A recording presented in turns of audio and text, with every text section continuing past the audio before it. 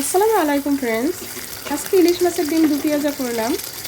দুটো ইলিশ মাছ এনেছিলাম, দুটো ইলিশ মাছেই আসলে ডিম হয়েছে, তাই ভাবলাম ডিমগুলোকে আলাদা দু পেঁয়াজা করি। তাই ডিমগুলোকে ভালো করে ধুয়ে পানি ঝরিয়ে নিলাম। এরপর সামান্য পরিমাণ হলুদের গুঁড়ি, মরিচের গুঁড়ি এবং পরিমাণ মতো একটু লবণ দিয়ে মাখিয়ে ডিমগুলোকে হালকা ভাজি করে নিলাম। ডিমগুলো হালকা ভাজি করা হয়ে গেল। এখন আমি ডিমগুলো দু পেঁয়াজা করব। এবার গরম করা প্যানের মধ্যে পরিমাণ মতো তেল দিয়ে দিলাম। তেলটা একটু ভালোভাবে গরম হলে তার মধ্যে একটু বেশি করে পেঁয়াজ কুচি দিয়ে পেঁয়াজ কুচি একটু বাদামি কালার করে ভেজে নিলাম। এরপর ব্লেন্ড করা পেঁয়াজের পেস্ট দিয়ে একটু ভালো করে ভেজে নিলাম।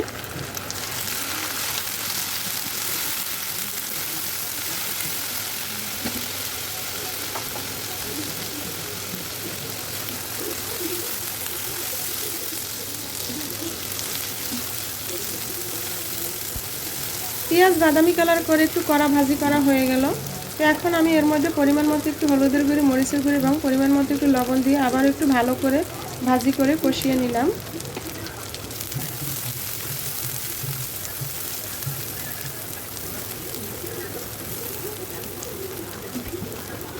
এবার মশলা ভালো করে কষানো হয়ে গেল। এখন আমি আবারও একটু পানি দিয়ে ভালো করে মশলাটাকে কষিয়ে নেব।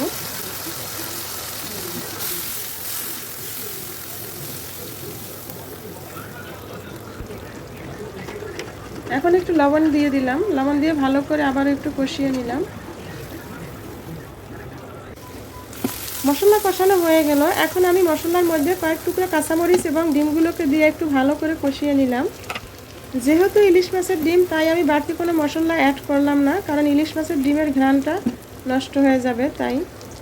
তো এবার ডিম কষানো হয়ে গেলে পরিমাণ মতো ঝোল দিয়ে দিলাম। এখন একটু নাড়াচাড়া করে ডিমটা সিদ্ধ হওয়ার জন্য আমি ঢাকনা দিয়ে দিলাম।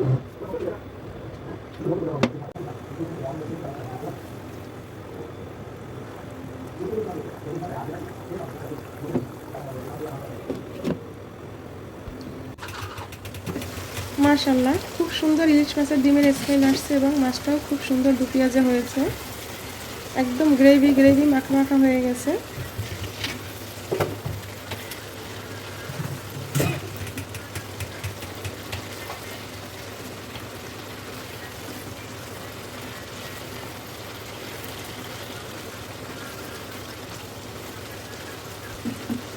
ইলিশ মাছের ডিম দু পেঁয়াজা করা হয়ে গেল। তো ভিডিওটি ভালো লাগলে লাইক, কমেন্টস এবং শেয়ার করুন। এরকম আরও নতুন নতুন ভিডিও পেতে আমার চ্যানেলটি সাবস্ক্রাইব করে পাশে থাকা বেল আইকনটি ক্লিক করুন। সকলের প্রতি শুভ কামনা রইল। সকলে ভালো থাকবেন। আল্লাহ হাফেজ।